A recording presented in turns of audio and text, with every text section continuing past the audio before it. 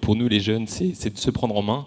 Et aujourd'hui, très clairement, la grande distribution, nous, jeunes agriculteurs, on n'en peut plus.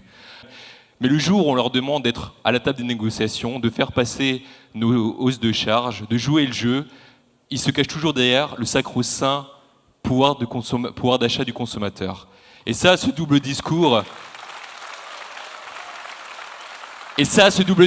nous, jeunes agriculteurs, on s'est mobilisés ce printemps pour le dénoncer et on va encore le faire le 23 juin prochain pour dire que ça, on n'en peut plus, on ne supporte plus cet état de fait. Mais je crois que jeunes agriculteurs, l'ambition qu'on peut aussi se donner, c'est de penser à après-demain.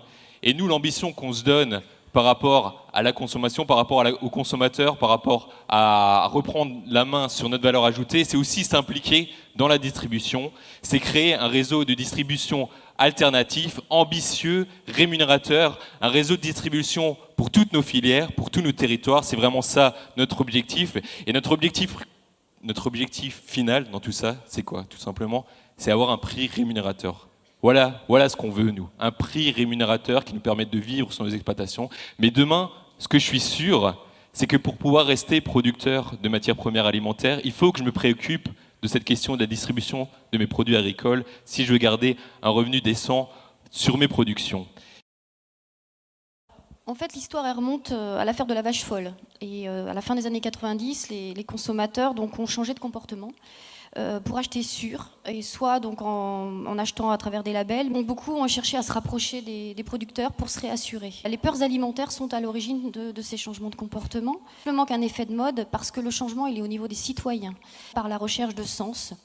En particulier, donc à travers cette consommation qui va donner du sens à ces comportements, mais une consommation qui reste changeante. Il faut prendre ça en compte et il faut faire avec. C'est-à-dire que le sociologue, il ne s'inquiète pas. Au contraire, il pense que c'est une forme de liberté, c'est-à-dire à la fois qu'un consommateur, parfois, il achète du commerce équitable et il va au hard discount.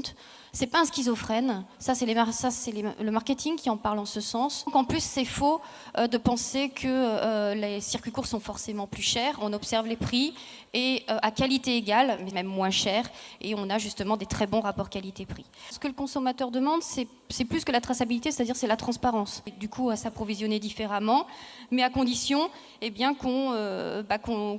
qu'on lui offre justement ce service, ce contact, cette convivialité, cette fraîcheur, cette praticité. C'est ça qu'il faut faire entrer dans la tête des gens, c'est que le local, c'est pas forcément plus cher.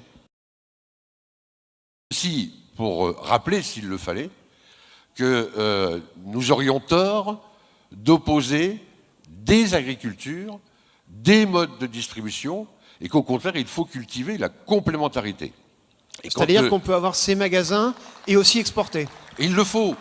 Et ce qu'il faut reconnaître, c'est qu'en France, on s'est peut-être insuffisamment intéressé à cette demande de proximité qui, ça vient de nous être rappelé, est grandissante, n'est pas un effet de mode, est structurelle, et il faut vraiment qu'on sache y répondre. Il y a quelques années, ce même débat m'aurait conduit à vous dire, vous savez, la distribution, on a raté le coche dans les années 70, et la place est prise par les grands acteurs, c'est trop tard. Voilà ce que j'aurais dit il y a quelques années. Aujourd'hui, force est de constater que de nouvelles enseignes sont arrivées au cours des dernières années et ont trouvé une place. Ça veut dire que le modèle des hyper, cette espèce de monopole de nos grandes enseignes, s'effrite quand même d'année en année.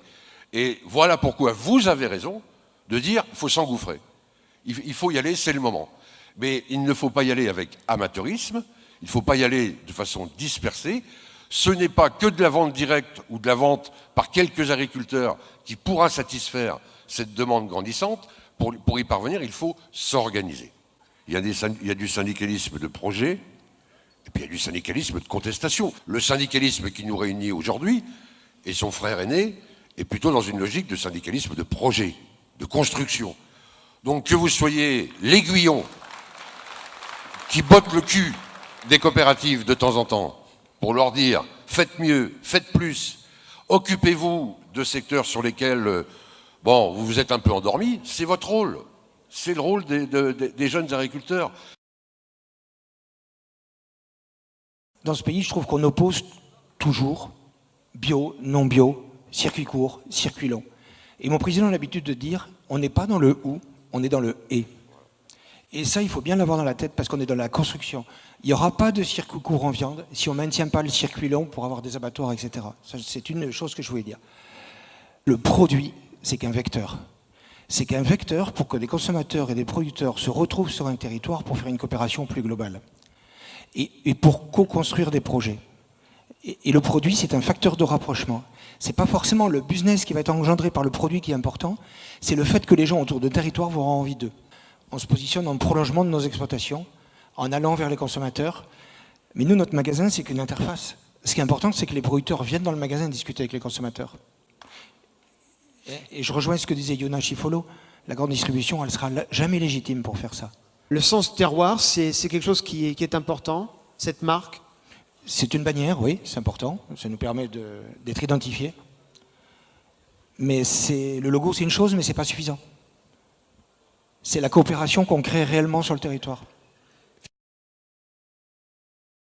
Les acteurs locaux, hein, les coopératives locales qui se sont fédérées pour former, pour restructurer un peu ces métiers d'aval en créant une holding qui s'appelle Cyclae. Ça a créé bien sûr de l'activité. Hein. Aujourd'hui, ce groupe en fait rassemble un peu plus de 8000 personnes qui a pour but en fait de tenir un certain nombre d'entreprises d'aval. Vous, l'agriculteur, dans tout ça, vous y retrouvez financièrement? J'ai l'intime conviction qu'on s'y retrouve, hein, puisqu'en fait nos métiers sans usine nous rendraient beaucoup plus dépendants d'un certain nombre de commerçants internationaux. La valeur, le débat, c'est pas de partager de la valeur, c'est créer de la valeur.